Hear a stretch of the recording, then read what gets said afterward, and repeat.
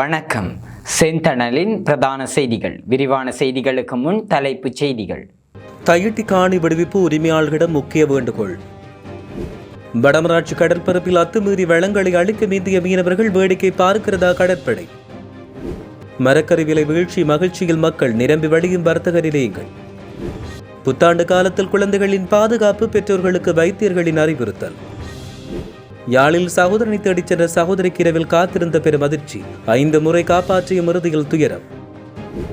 புறக்கோட்டை மத்திய பேருந்து நிலையத்தை சேதப்படுத்திய நபருக்கு விளக்கமறியல். தமிழர் பகுதியொன்றில் இளம் STF அதிகாரி செய்த மோசமான செயல். சோதனையில் காத்திருந்த அதிர்ச்சி. லொரி பாலத்திலிருந்து விழுந்து விபத்து, 2 சம்பவ இடத்தில் பலி. நேருக்கு நேர் மோதிய சொகுசு பேருந்து மோட்டார் சைக்கிள், 2 பரிதாப பலி. அயல் வீட்டாருடன் ஏற்பட்ட தனிப்பட்ட தகராறு கொலையில் முடிவு. இலங்கையில் பயங்கரம். ஹெரோயின் போதைப்பொருளுடன் புத்தளத்தில் ஒருவர் கைது. கடும் மின்னல் ஏற்பட வாய்ப்பு, பல மாவட்டங்களுக்கும் எச்சரிக்கை. பேச்சுவார்த்தை தோல்வி, பாகிஸ்தானில் இருந்து வெளியேறிய ஈரான் தூதுக்குழு. தொடர்பென விரிவான செய்திகள்.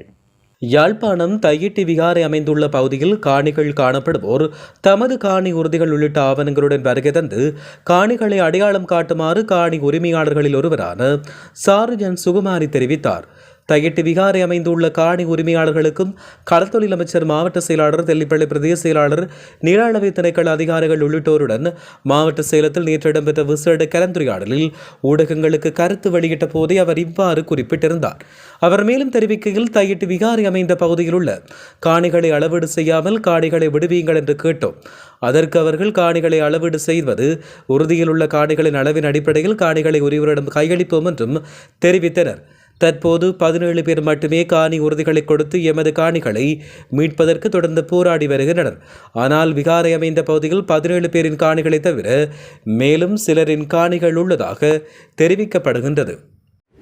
யாழ்ப்பாணம் வடமராட்சி கிழக்கு நாகர்கோயில் கடற்பரப்பில் எல்லை தாண்டி வந்த இந்திய மீனவர்கள் தடை செய்யப்பட்ட தொழில்முறைகளில் ஈடுபடுவதாகவும் அதை தடுப்பதில் கடற்படை மெத்தன போக்குடன் செயற்படுவதாகவும் உள்ளூர் மீனவர்கள் கவலை வெளியிட்டனர்.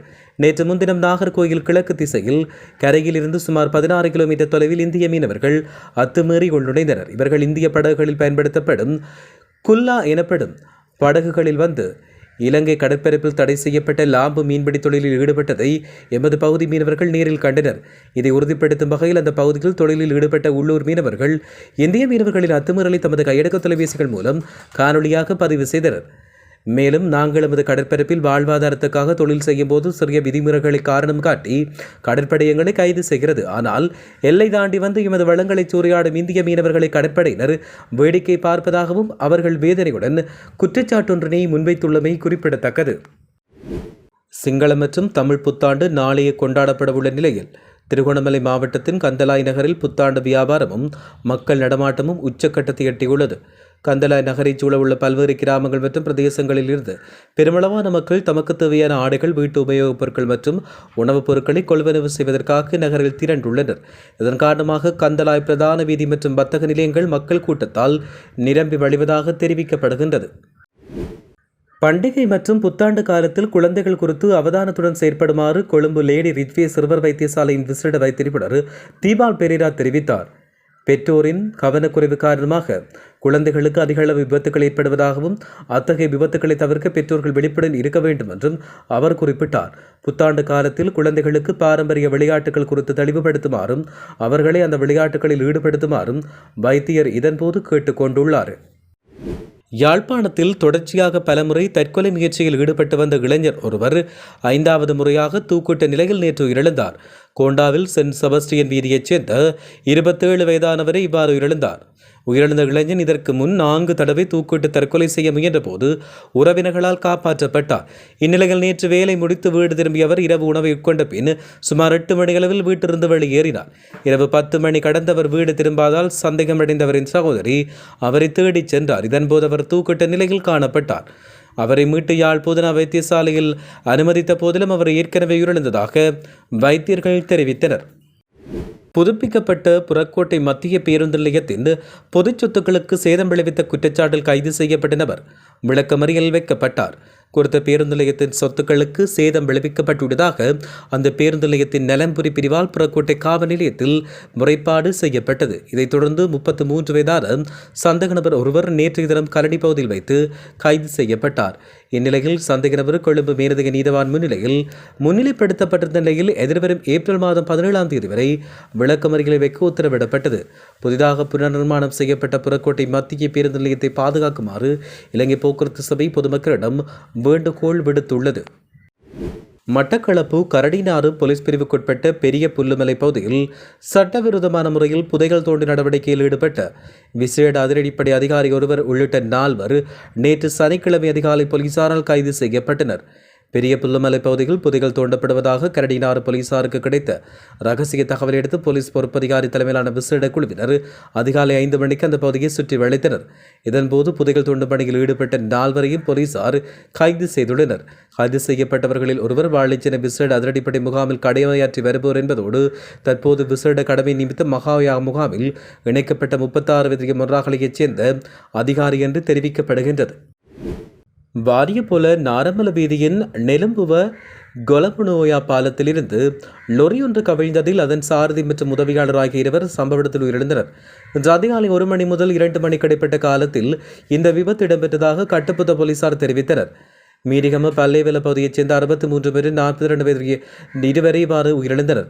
இந்த லொரி ஆனமடுவ பகுதியிலிருந்து செங்கற்களை ஏற்றிக்கொண்டு மீரிகம நோக்கி சென்று கொண்டது போது விபத்துக்குள்ளாகியதாக போலீசார் சந்தேகம் வெளியிட்டுள்ளனர்.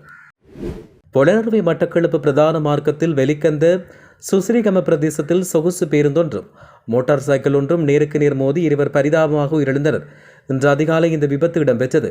விபத்தில் மோட்டார் சைக்கிளில் பயணித்த 2 உயிரிழந்தனர். சுசிரிகம பிரதேசத்தில் வசிக்கும் 31 வயதான ஒரு பிள்ளையின் தந்தையும் காலி பிரதேசத்தில் வசிக்கும் 59 வயதான ஓய்வு பெற்ற இராணுவ வீரருமே உயிரிழந்தனர். மோட்டார் சைக்கிள் சாரதியின் கவனக்குறைவான செலுத்துகையின் காரணமாக இந்த விபத்து ஏற்பட்டது. மேலதிக விசாரணைகளை பொலனறுவை போலீசார் மேற்கொண்டு வருகின்றனர்.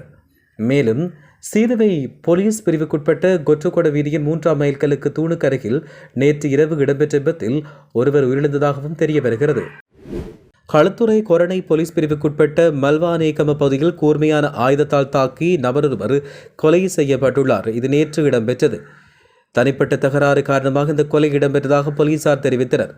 இந்த கொலை சம்பவத்தில் போர்வதண்ட பகுதியைச் சேர்ந்த 46 வயதுடைய நபர் ஒருவர் உயிரிழந்தார். உயிரிழந்த நபருக்கும் அவரின் அயல் வீட்டாருக்கும் இடையில் நிலவி வந்த நீண்ட கால தனிப்பட்ட தகராறு காரணமாக இந்த சம்பவம் இடம்பெற்றது.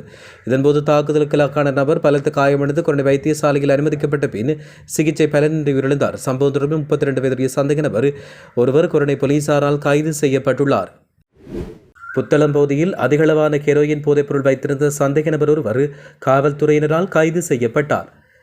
குறித்த கைது நடவடிக்கை மொனராகலை விஷ போதைப்பொருள் தடுப்பு பிரிவின் அதிகாரிகளால் மேற்கொள்ளப்பட்டுள்ளது. கைது செய்யப்பட்ட சந்தேக நபர் புத்தளம் பகுதியைச் சேர்ந்த 40 வயதுடையவர் என்று காவல்துறையினர் தெரிவித்தனர்.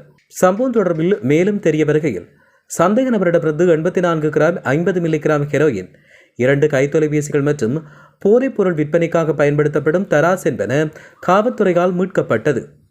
சந்தேக நபரை வெள்ளவாய நீதவான் நீதிமன்றத்தில் முன்னிலைப்படுத்த உள்ளதாகவும் இதேவேளை மேலதிக விசாரணைகளை மொனராகலை விஷ போதைப்பொருள் தடுப்பு பிரிவினர் முன்னெடுத்து வருவதாகவும் காவல்துறையினர் மேலும் தெரிவித்தனர். புத்தளம் பகுதியில் அண்மை காலமாக கண்டெடுக்கப்பட்ட அதிகளவான ஹெரோயின் இதுவென்று தெரிவிக்கப்பட்டுள்ளமையும் குறிப்பிடத்தக்கது. மேற்கு சப்ரகமுவ, மத்திய, தெற்கு, வடமேற்கு உவா மாகாணங்களிலும் அம்பாறை, மட்டக்களப்பு, பொலனறுவை மாவட்டங்களிலும் கடும் மின்னல் ஏற்பட வாய்ப்புள்ளதாக வளிமண்டல திணைக்களம் எச்சரிக்கை விடுத்துள்ளது. இன்று நண்பகல் விடுக்கப்பட்ட இந்த எச்சரிக்கை இரவு 11 மணி வரை அமலில் இருக்கும். அதன்படி பிற்பகல் 1 மணிக்கு மேல் மேற்கு சப்ரகமுவ, மத்திய, தெற்கு, வடமேற்கு உவா மாகாணங்களிலும் அம்பாறை, மட்டக்களப்பு, பொலனறுவை மாவட்டங்களிலும் சில இடங்களில் கடும் மின்னலுடன் கூடிய இடியுடன் கூடிய மழை பெய்யக்கூடும். மின்னல் தாக்கத்தால் ஏற்படும் சேதங்களை குறைக்க பொதுமக்கள் தகுந்த முன்னெச்சரிக்கை நடவடிக்கைகளை மேற்கொள்ளுமாறும் கேட்டுக்கொள்ளப்பட்டுள்ளது.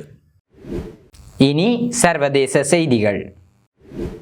பாகிஸ்தானின் இஸ்லாமாபாத்தில் நடைபெற்று வரும் அமெரிக்க ஈரான் பேச்சுவார்த்தைகள் எவ்வித உடன்பாடுமின்றி முடிவடைந்த நிலையில் ஈரானிய தூதுக்குழுவும் பாகிஸ்தானிலிருந்து புறப்பட்டுள்ளதாக சர்வதேச ஊடகங்கள் செய்தி வெளியிட்டன. ஈரான் நாடாளுமன்ற சபாநாயகர் முகமது ஃபாகர் ஹலீஃபாவ் மற்றும் வெளியுறவு அமைச்சர் அப்பாஸ் அராக்சி ஆகியோர் அடங்கிய உயர்மட்ட தூதுக்குழு பாகிஸ்தானிலிருந்து வெளியேறியதாக மெஹர் செய்தி நிறுவனம் தெரிவித்தது. முன்னதாக வாஷிங்டனில் கோரிக்கைகளை ஈரான் நிராகரித்ததாக தெரிவித்துவிட்டு அமெரிக்க துணை ஜனாதிபதி ஜே.டி. வான்ஸ் இஸ்லாமாபாத்திலிருந்து வெளியேறியதைத் தொடர்ந்து ஈரானிய தரப்பும் தற்போது வெளியேறியுள்ளது. இரு நாடுகளின் நாடுகளுக்கும் இடையில் நிலவிய ஐக்கிய முரண்பாடுகள் காரணமாக எந்தவொரு இணக்கப்பாடும் எட்டப்படவில்லை என்பது இதன் மூலம் உறுதியாகியுள்ளது. இதேவேளை பேச்சுவார்த்தையின் போது அமெரிக்கா சமர்ப்பித்த நிபந்தனையை ஈரான் ஏற்க விரும்பவில்லை என்றும் ஈரானின் இந்த நிலைப்பாடு அமெரிக்காவை விட ஈரானுக்குத்தான் அதிக பாதகமாக செய்தியாகும் என்றும் அமெரிக்க துணை ஜனாதிபதி ஜெடி வான்ஸ் குறிப்பிட்டுள்ளமை குறிப்பிடத்தக்கது. இத்துடன் செய்திகள் நிறைவடைகின்றன. வணக்கம்.